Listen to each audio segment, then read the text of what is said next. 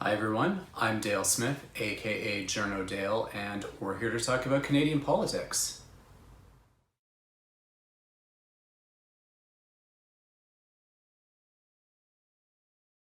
This week we're going to talk about the speech from the throne, and before we get started, I want to just kind of make an addition to what we discussed last week in regards to Neil's question. That was, of course, why the Prime Minister gets to sit next to the Governor General in Canada, whereas in the UK, he would be behind the bar along with the opposition leader. So it turns out there is an answer that I was half right on, in that this is kind of a Mackenzie King era thing. So the way it works is that the President of the Queen's Privy Council was normally the person to accompany the Governor General. And that's a role in cabinet, currently filled by Dominic LeBlanc. But at the time, Mackenzie King took that on as one of his portfolios when he was Prime Minister. And because he was Prime Minister for so long, it kind of stuck.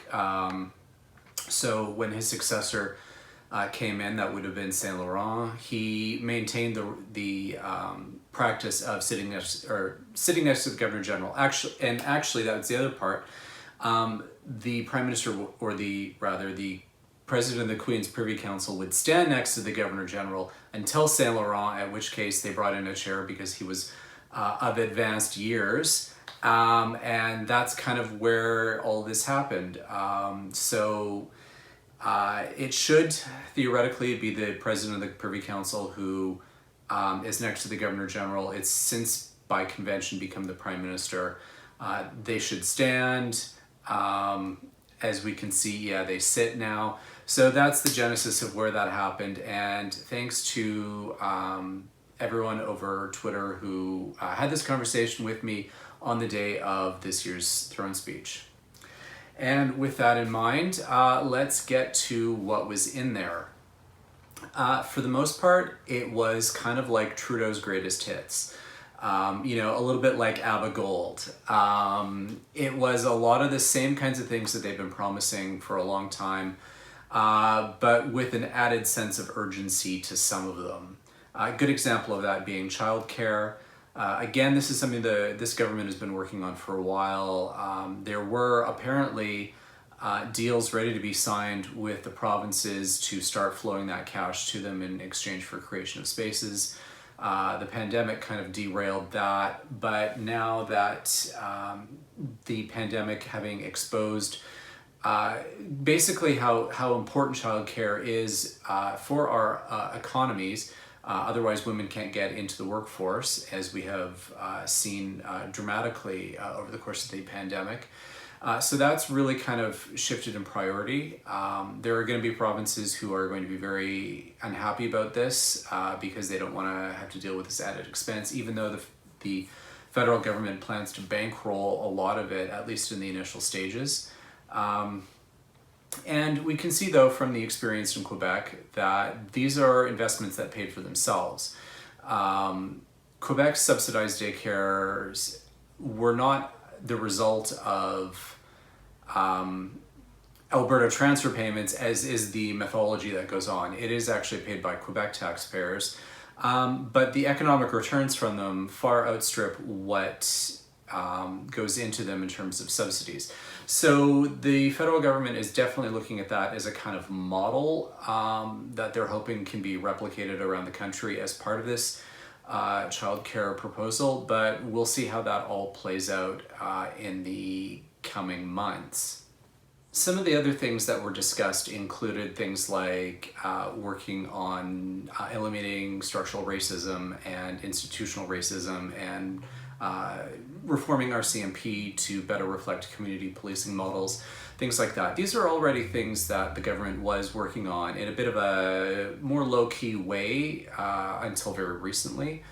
This was actually the government that created an anti-racism secretariat in the Privy Council office, for example, long before we had this summer's particular Black Lives Matter protests and so on. So this was something that was already on the government's radar. It was already slowly kind of building up capacity.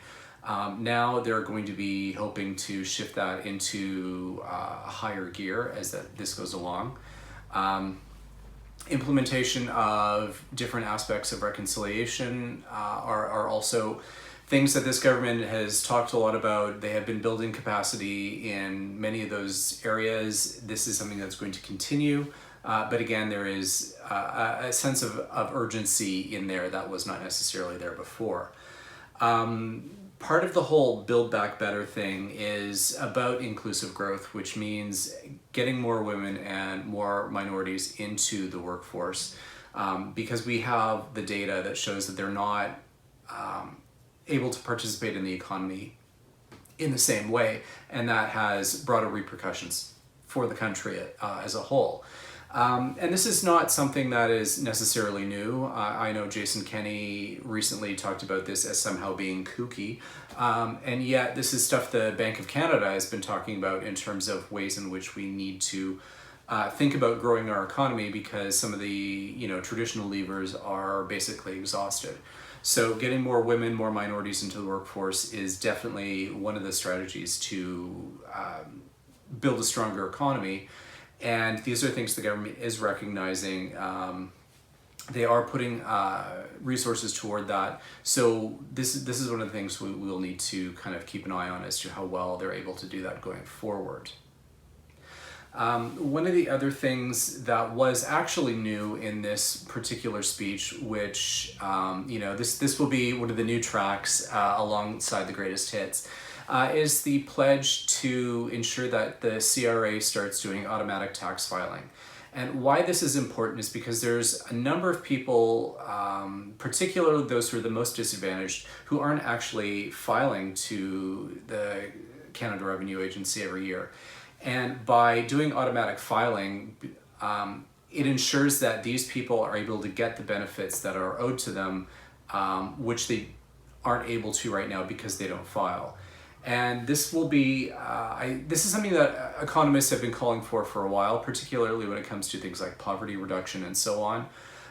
We've heard a lot in the last few months about we need to build basic income and so on.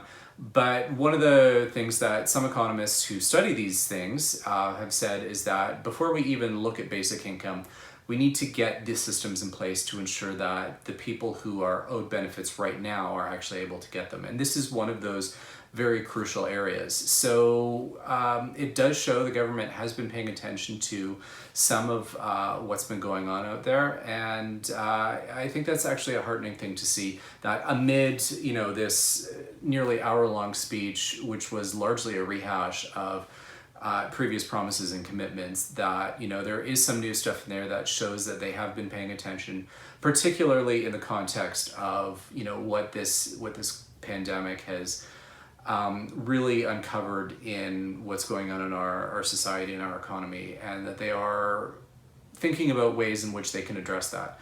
So I think we should give them some props for that, but at the same time be very cognizant that this is a greatest hits package. One or two new tracks aside, this is very much a culmination of all of Trudeau's promises that are being recited yet again, and with the hopes that this time, because it's urgent, that they'll get more traction and get a little further along on some of these big projects than they have in the past.